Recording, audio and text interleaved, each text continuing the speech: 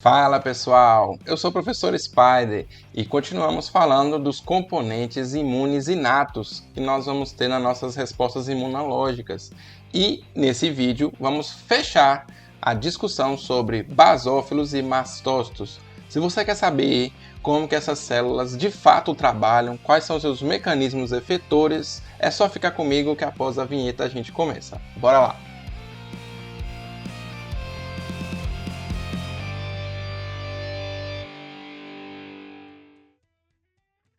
Então, pessoal, vamos continuar nossa série aqui falando sobre as células da imunidade inata e nesse vídeo vocês vão finalizar a discussão sobre basófilos e mastócitos, principalmente sobre os mecanismos efetores que essas células dispõem. Então, vamos começar o vídeo aqui já destacando o principal mecanismo efetor pelo qual os basófilos e mastócitos atuam.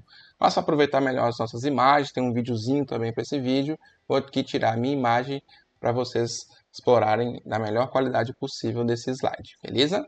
Então, o mecanismo mais comum vai ser a desgranulação, como a gente pode observar aqui no slide, né? E essa desgranulação envolve, então, a liberação de grânulos citoplasmáticos. Essas imagens aqui, elas são bem ilustrativas. Por exemplo, aqui ó, a gente tem os mastócitos liberam estaminas quando se encontram com um alérgeno. Aqui ativou, como a gente viu no vídeo anterior, e aí ele desgranula, ele libera o conteúdo dos seus grânulos. Tem até uma imagem aqui de microscopia eletrônica, né, como é que é um mastócito não ativado, e a gente vê o citoplasma dele aqui, ó, rico em grânulos, e quando ele está ativado, esses grânulos desaparecem praticamente. Então, olha aqui, até no zoom, a gente pode observar essa diferença entre os dois tipos aí de célula, ou momentos da célula, né? Quando ela não está ativada e quando ela está ativada. Então, a desgranulação é um momento importante para o mastócito e o basófilo, de fato, exercerem também suas principais funções. Na figura da direita aqui, a gente pode observar essa mesma situação, só que aqui ainda chama a atenção ó, moléculas que ativam o mastócito, por exemplo, onde você tem o C3A, o C5A, os PAMPs, né, os padrões moleculares associados a patógenos, lesões, traumas, tudo que a gente até comentou no vídeo anterior, onde a gente fala lá os mecanismos de ativação dessas duas células, né, mastócitos e basófilos. Uma vez que ela é ativada, você observa aqui a desgranulação, né, a liberação dos grânulos, e eles contêm aminas vasoativas. Qual a principal amina vasoativa, pessoal? É a histamina, de fato é a mais famosa. Tá? O pessoal até confunde, porque existe um medicamento que tem o nome histamine, que é um antialérgico, e, na verdade, ele não tem histamina, ele tem antihistamínico, tá? Ele tem algo que inibe a atividade da histamina no organismo, tá? Porque a histamina é o principal vasoativo que vai ser liberado aí pelo mastócito, por exemplo. Mas você ainda tem a liberação de citocinas, fatores quimiotáticos, que são substâncias que vão ajudar no processo inflamatório. A gente sabe que o mastócito e o basófilo é importante também para as fases iniciais da inflamação, uma vez que principalmente os mastócitos, né, têm um papel de sentinela, de vigia nos nossos tecidos conjuntivos, e no caso de uma atividade exagerada ou errada da resposta imune, né, quando a gente fala de alergias, o mastócito é o ponto-chave inicial, por exemplo, para você ter uma manifestação alérgica, ou no caso de ser uma manifestação envolvendo o sangue, seriam os basófilos. Além disso, olha aqui é mostrada a ativação dessa enzima fosfolipase A2, né, que é importante para desenvolver aí a via, a cascata, onde você tem a formação dos metabólitos derivados do ácido araquidônico, né, que tem a via da lipoxigenase e da ciclooxigenase, que são basicamente, em geral, né, a maioria deles tem características pró-inflamatórias. Então, é importante para entender os mecanismos efetores, né, dessas células, entender o papel dos conteúdos dos seus grânulos. Basicamente, é disso que nós vamos falar nesse vídeo. Então aqui a gente vê nessa figura da direita que você tem liberação de grânulos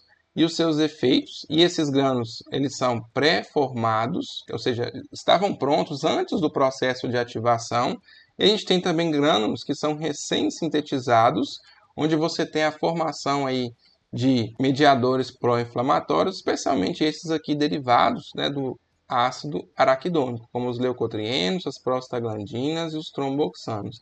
Na parte da direita aqui a gente vai ver os efeitos. Deixa eu dar um zoom aqui nessa tabelinha para ficar melhor de explorar. Então, a gente tem aqui, por exemplo, histamina. A histamina tem um efeito de vasodilatação, aumento de permeabilidade capilar, ela tem um efeito de quimioquinase, broncoconstrição. Então tem um aspecto importante para mencionar aí sobre a asma, nesse caso.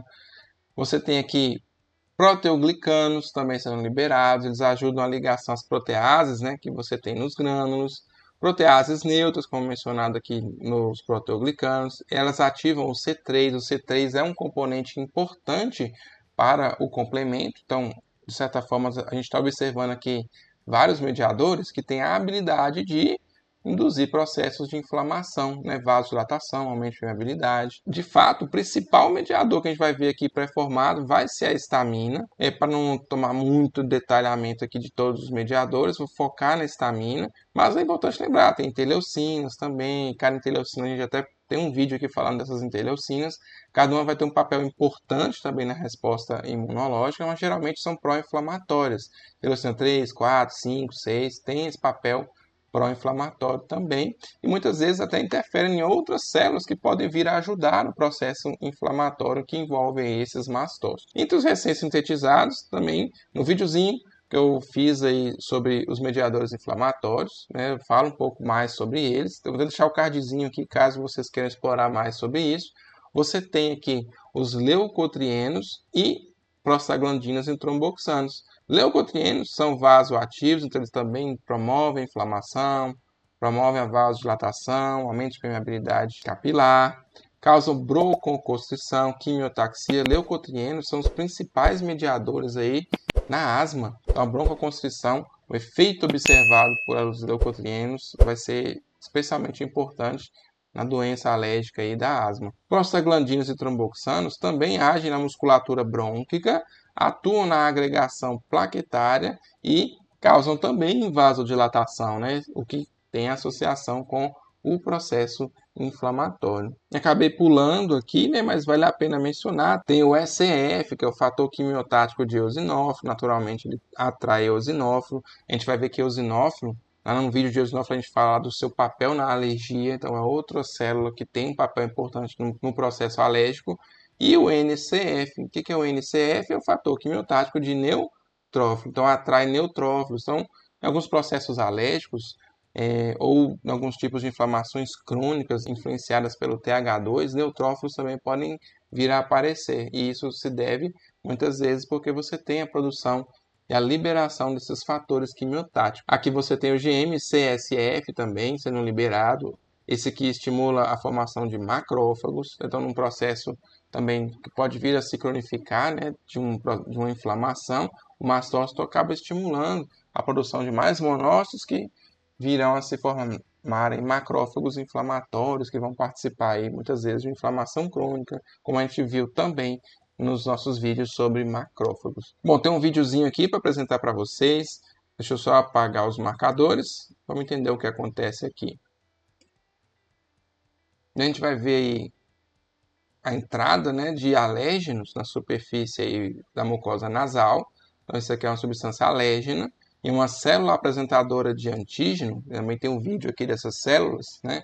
Ela vai ter acesso a esse alérgeno e vai processá-lo como um antígeno alérgico, como um alérgeno de fato. E aí, após processá-lo, ela vai apresentar isso para uma célula T. E aí, essa célula T, ela vai ajudar na ativação e estimulação de uma célula B. Essa célula B produz anticorpos, no caso aqui são anticorpos do tipo IgE.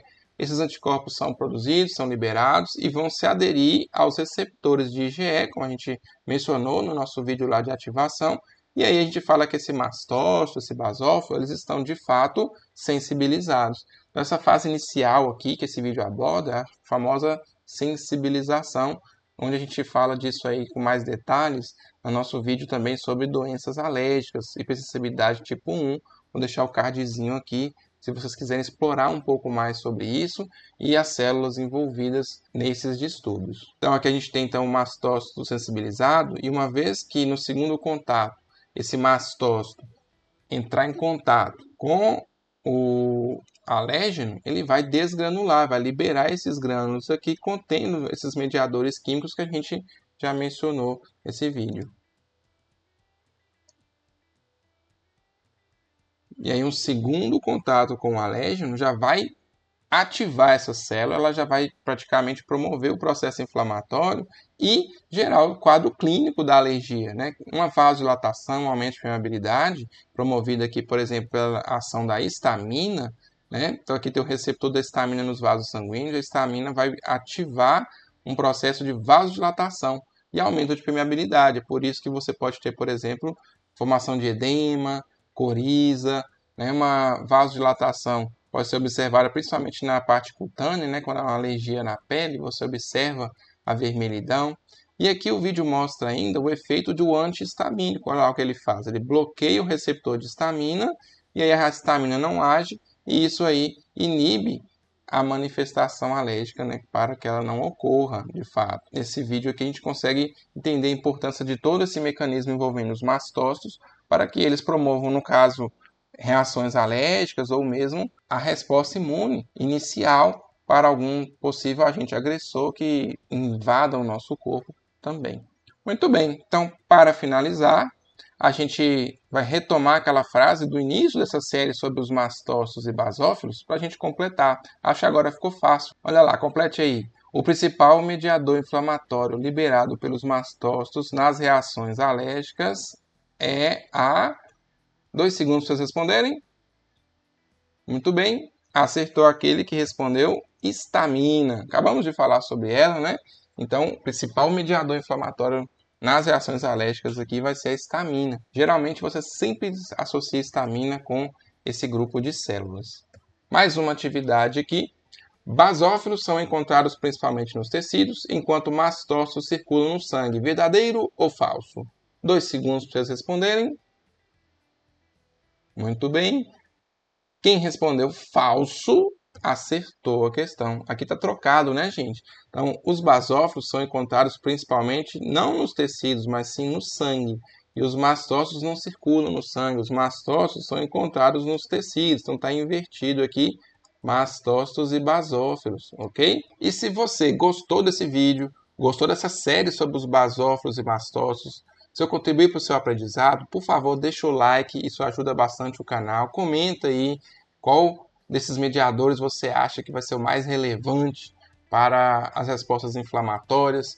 Por que o basófilo e o mastócito são tão diferenciados das outras células? E também não se esqueça de conferir se está inscrito no canal com o sininho ativado. Beleza? Então, nos próximos vídeos continuaremos nossa saga com as células do sistema imune e eu conto com vocês para assistirem e conferirem sobre as novidades que eu vou trazer, beleza? Então um abraço e até a próxima!